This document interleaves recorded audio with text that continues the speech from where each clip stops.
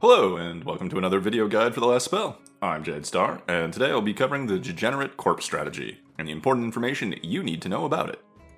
First off, as a very basic overview, the Degenerate Corpse Strategy, or DCS for short, can be summed up as letting clawers into the haven, or as close as into the haven as you feel safe before killing them. The question of why bother with that has a multi-part answer. First, killing many clawers in the same location increases the chance of corpse piles spawning after the night is over. These piles can be dug up with workers for gold and materials, but all but the smallest corpse pile can be dug up for items. Being able to salvage level-appropriate gear for the cost of a worker is a great value and can quickly equip your team of heroes in powerful gear without spending gold, the opportunity cost not considered. And anything you don't use or that you replace later can be sold to the shop for further income. The second part of the answer addresses why we wait to do this until clawers are in or close enough to the haven. The graphic on screen shows the distinct zones the game's code cares about. The 3-tile radius around the magic circle offers the most corpse pile potential, but generally you don't want anything getting that close to the magic circle because of the potential danger to just outright lose the run, or because anything that has gotten that close to the circle is probably not on a building or two just to get to that point. So while the C3 area is the most valuable, it's too risky to really use. Instead, we focus most of our efforts on the Haven Zone, containing every other tile in the Haven that isn't in the C3 zone. The Haven Zone offers a very high chance of corpse piles forming and can be safely utilized at the very edge of the Haven, where the risks can be minimized. Bordering the Haven is the next zone, which is only a single tile wide. This is the At the Walls tile, where clawers would have to come to a stop to deal with any walls built at the edge of the Haven. This zone is notable because its value is fairly close to that of the Havens. It does have some drop-off in corpse generation, but if the choice is between killing a clawer in this zone or risk letting it advance into a building or a ballista, then it's generally better to settle for the kill than take the risk. Perhaps the only and largest consideration for the border zone is that it has a 90% rate for elites to drop an elite corpse. The Haven has a 100% chance. While elites are usually very dangerous, their drops ensure your pick of a legendary loot at the end of the day, and that is valuable. Valuable enough that I almost always try to kill elites in the Haven or on the border zone.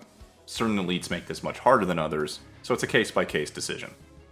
Any further out, and the rewards drop off dramatically fast. At this outside range, the DCS doesn't really apply anymore, and this is the kill area of a non-DCS haven. You may still get some corpse piles if you kill enough things in the same place, but it's very doubtful you'll see the mountain of corpses that make the DCS so profitable. That's the general mechanics of corpse piles, and from the Apocalypse run we have seen the kinds of items that we can reap from this strategy. However, there is more to the DCS than just kill clawers and farm their bodies. I would say there are at least 2 more distinct advantages of the DCS that aren't even economy related. By letting the clawers come to us in the Haven, we shorten the front lines we must defend. The farther out from the Haven, the more ground needs to be covered, but when backed up into the Haven, the clawers naturally funnel themselves together, for our benefit as they come to home in on the magic circle. This means less mobility is needed on our part, heroes can overlap and cover each other, and the denser packs of clawers means more opportunity and more value out of area of effect attacks. The other factor is how we spend our materials. In essence, this is a walls versus ballistas argument in my mind. For 55 materials, we can build a ballista that deals 120 to 140 damage, enough to kill a basic clawer in one shot for the first few nights of a haven. For 60 materials, we can build 3 tiles of reinforced wooden walls, each wall having 150 HP, enough to absorb about 4 or 5 attacks from a basic clawer before being destroyed.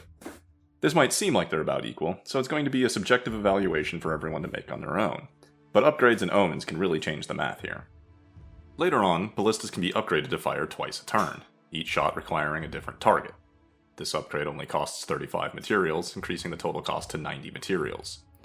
For 90 materials, we can have 3 stone walls with 300 HP each, double that of reinforced wood. Finally, ballistas can be upgraded to mounted ballistas, adding 30 damage to their attacks, resulting in 140 to 170 damage per shot. Mounting a ballista costs another 35 materials, for a total of 125 materials for a mounted ballista that can shoot twice a turn. One further benefit of mounting a ballista is that it grants the ballista vision, meaning they won't suffer from any line of sight problems when placed behind buildings or stone walls.